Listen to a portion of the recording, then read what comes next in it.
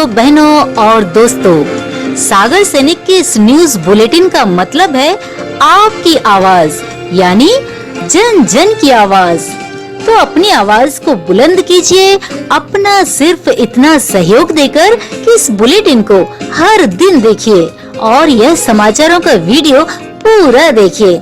अब देखते हैं 8 AM न्यूज बुलेटिन, आपका अपना न्यूज बुलेटिन सागर सैनिक। 5 अगस्त से शुरू होगा कॉलेजों में एडमिशन। भोपाल।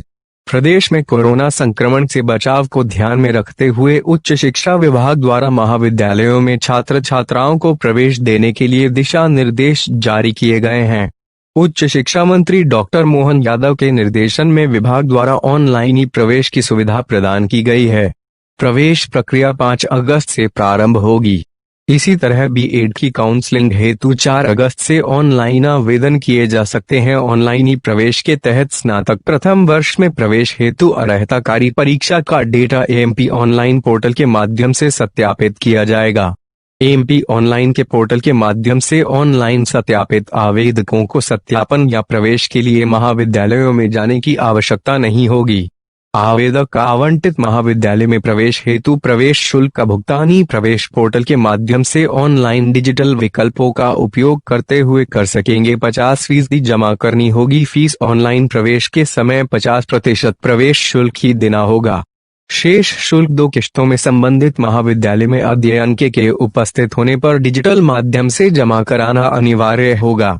Online class. बच्चे को हो सकती है हेल्थ की समस्या। कोरोना वायरस की वजह से लोगों की जीवन शैली पूरी तरह से बदल गई है।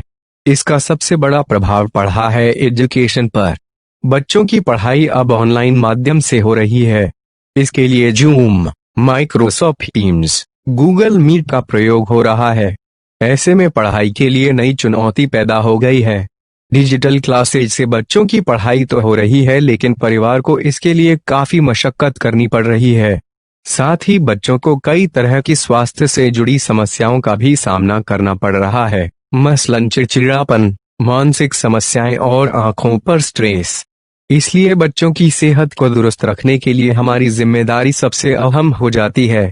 माँ बाप के लिए जरूरी है कि वो न केवल बच्चों की पढ़ाई का ध्यान रखें, बल्कि उनके स्वास्थ्य का भी ख्याल रखें। ये बातें रखें ध्यान। डिजिटल एजुकेशन ने सभी बच्चों के लिए मुसीबत पैदा कर दी है, क्योंकि लगातार स्क्रीन पर बैठे रहना बच्चों के स्वास्थ्य के लिहाज से ठीक नहीं है।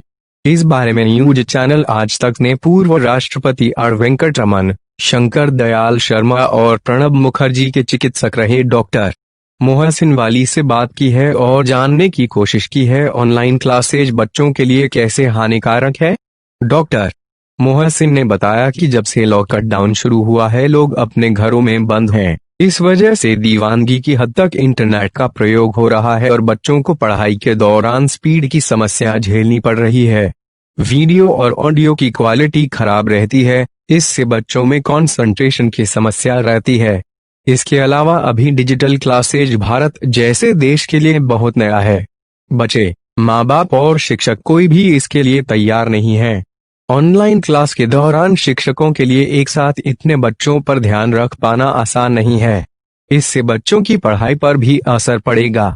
आने वाले समय में ऑनलाइन क्लासेज की वजह से बच्चों को किस तरह की समस्या का सामना करना पड़ सकता है, इसके जवाब में डॉक्टर मोहसिन ने कहा, ऑनलाइन क्लासेज लगातार रहने की स्थिति में बच्चों के पोस्चर यानी कि मुद्रा या आकार में बदलाव हो सकता है। बच्चों में कमर संबंधी, सर्वाइकल स्पाइन यानी गर्दन के हिस्से वाली रीढ़ की हड्डी के जोड़ों और डिस्क में समस्या और मोटापे जैसी परेशानी हो सकती है।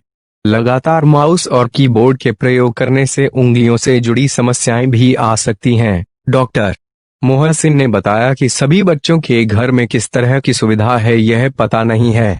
वह कितनी हाइट की कुर्सी पर बैठ रहे हैं, स्क्रीन का आकार कितना बड़ा है, बैठने की मुद्रा सही है या नहीं। ये कुछ ऐसी बातें हैं जो बच्चों के स्वास्थ्य को सीधे सीधे प्रभावित करता है। सभी पढ़ने वाले बच्चों के लिए इंटरनेट की स्पीड का बेहतर होना भी जरूरी है, जिससे पढ़ाई के दौरान किसी तरह का व्यवधान ना पैदा हो और बच्चे ठीक से पढ़ाई पर ध्यान लगा सकें।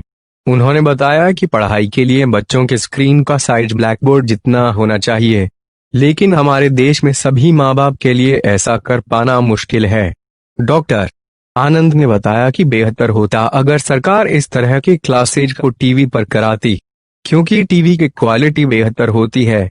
उसके स्क्रीन से सस्ते मोबाइल की तुलना में कम हानिकारक किरणें निकलती हैं।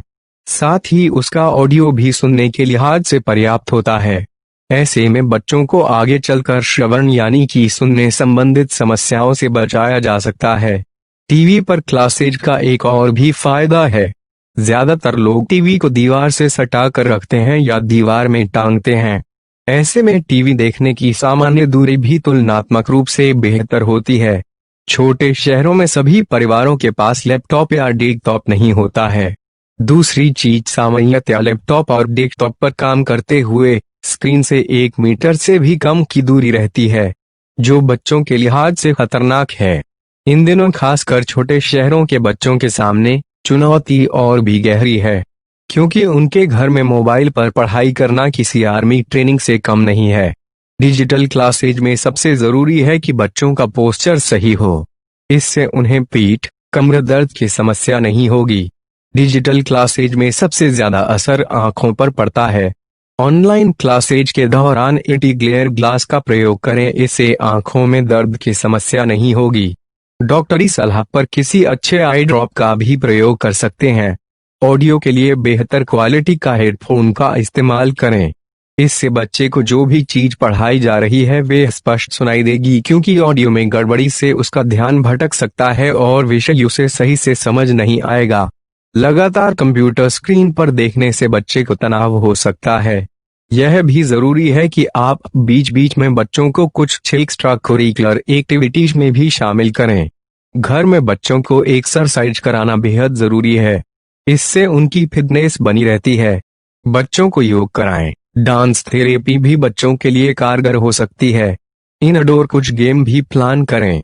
ज्योतिरादित्य के खिलाफ कांग्रेस का नया वार, जबलपुर। एक तरफ जहां राजस्थान में सत्ता को लेकर उठापटक चल ही रही है, उसी दरमियान मध्य प्रदेश से भी एक हलचल मचाने वाली सूचना आई है। इसके तहत कांग्रेस ने मध्य प्रदेश में भाजपा की सरकार बनवाने में प्रमुख भूमिका निभाने वाले पूर्व कांग्रेस नेता ज्योतिरादित्य सिंधिया के खिलाफ नई रणनीति से वार किया है।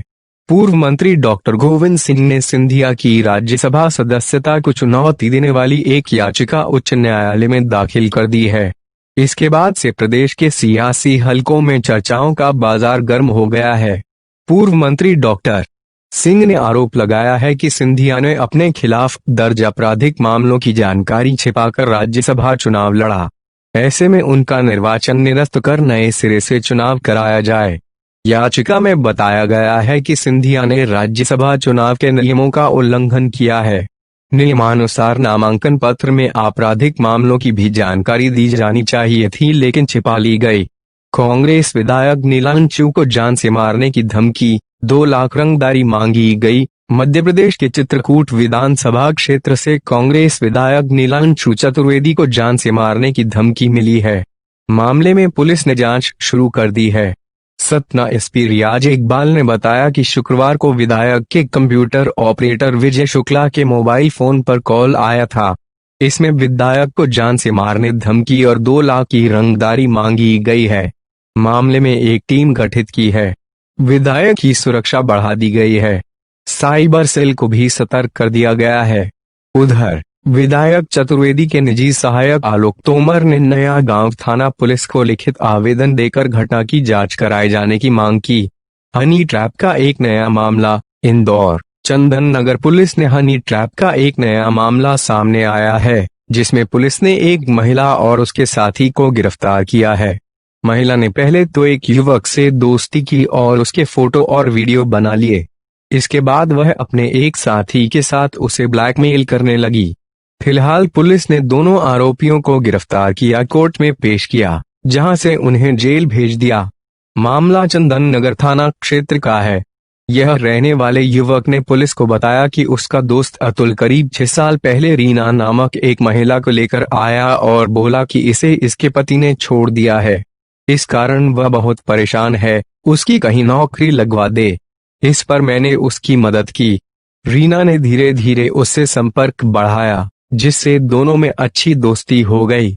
महिला ने वीडियो बनाए युवक ने पुलिस को बताया कि इसके बाद दोनों में सहमति से संबंध भी बने। यहीं पर अतुल और रीना से चाल चली और मुझे फंसाने की पूरी तैयारी की। रीना ने चोरी छिपे हम दोनों के फोटो वीडियो बना लिए। इसके बाद अतुल मुझे ब्लैकमेल करने लगा। महिला मेरी कार के साथ ही मुझसे रुपए ऐंठने लगी। जब मैंने रुपए देने से मना किया वे रेप के झूठे मामले में फंसाने की धमकी देने लगी। आरोपी रजिस्ट्री करवाने का बना रहे थे दबाव। टीआई योगेश सिंह तोमर ने बताया कि युवक की शिकायत पर पुलिस ने रीना और अतुल को हिरासत में लिया है। इन्होंने फरियादी को ब्लैकमेल करते हुए लाखों रुपए नकद, उसकी कार, दोना बत्तल बनाने की करीब 2.5 लाख रुपए की मशीन पर कब्जा कर लिया। इतना ही नहीं, ये दोनों महिला जिस मकान पर किराए से रह रही थी उसकी रजिस्ट्री के लिए भी करवाने के लिए इस पर दबाव बना रहे थे। दोनों से पूछताछ की जा रही है। आशंका है कि दोनों ने कुछ और लोगों को भी ब्लैकमेल कर रुपए ठगे होंगे। तंत्र मंत्र से रुपए 2 गुना करने वाला तांत्रिक गिरफ्तार। इंदौर किशनगंज पुलिस ने रुपए 2 गुना करने का झांसा देकर ठगी करने वाले तांत्रिक को गिरफ्तार कर लिया है। आरोपी ने लोगों से ठगी करने के लिए अपना नाम भी बदल लिया था। उसने फर्जी नाम से आधार कार्ड भी बनवा लिया था। ठग ने युवक को तंत्र मंत्र के जरिए 8 लाख के 80 लाख रुपए करने का झांसा दिया था। बाद में 1 लाख के 8 लाख देने का कहते हुए लाख रुपए ठग लिए थे। आरोपी के खिलाफ भिलाई छत्तीसगढ़ में भी धोखाधड़ी और चेक बाउंस का केस दर्ज है। रुपए 2 गुने करने का लालच देकर कंपनी ने युवक से करवा लिए 5 लाख रुपए निवेश। इंदौर फर्जी एडवाइजरी और चिट फंड कंपनियों के कारनामे लगातार उजागर हो रहे हैं। लायकों को रुपए डबल करने का लालच देकर रुपए ऐंठने वाले एक ऐसे ही फर्जी एडवाइजरी कंपनी के कर्ताधर्ताओं और कर्मचारियों के खिलाफ पुलिस ने केस दर्ज किया है। कंपनी द्वारा रुपए 2 गुने करने का लालच देकर एक व्यक्ति से 5 लाख रुपए की ठगी की गई है। विजयनगर पुलिस ने पीड़ित अरुण शर्मा की शिकायत पर एडवाइजरी कंपनी के संचालक और अन्य कर्मचारियों के खिलाफ केस दर्ज किया है। उसने पुलिस को बताया कि कंपनी के विजयनगर में स्थित ऑफिस से कर्मचारियों ने मुझे फर्जी नामों से कॉल किया और 2 गुने रुपए करने का लालच देकर निवेश करने का ऑफर दिया। कंपनी की बातों में आकर मैं निवेश के लिए तैयार हो गया। सभी दस्तावेज भी तैयार करवाए गए। इसके बाद मैंने अलग अलग किश्तों में 5 लाख रुपए कंपनी में जमा किए। पीड़ित ने बताया कि कुछ समय तक इंतजार के बाद भी जब कोई लाभ होता दिखाई नहीं दिया तो मैंने कंपनी से अपने रुपए वापस मांगे। इस पर कंपनी के लोग बहाने बनाने लगे। पीड़ित की शिकायत के बाद पुलिस ने संचालक के साथ ही अन्य के खिलाफ धोखाधड़ी का केस दर्ज किया। पुलिस को शक है कि कंपनी ने और लोगों को भी अपने जाल में फंसाया होगा। जबलपुर और पन्ना में 2 सड़क हादसों में 5 की मौत, 5 घायल। जबलपुर और पन्ना जिले में हुए 2 अलग अलग सड़क हादसों में 5 की मौत हो गई, वहीं 5 अन्य घायल हो गए हैं। जबलपुर में देर रात सड़क हादसे में एक तेज रफ्तार कार डिवाइडर से टकराने के बाद अनियंत्रित हो गई और एक अन्य वाहन को टक्कर मार दी, जिससे 3 लोगों की मौत हो गई। इस घटना पर सीएम ने ट्वीट कर दुख जताया है। वहीं पन्ना में शनिवार को सुबह एक ट्रक ने बाइक को टक्कर मार दी। इससे बाइक सवार दोनों युवकों की मौके पर मौत हो गई।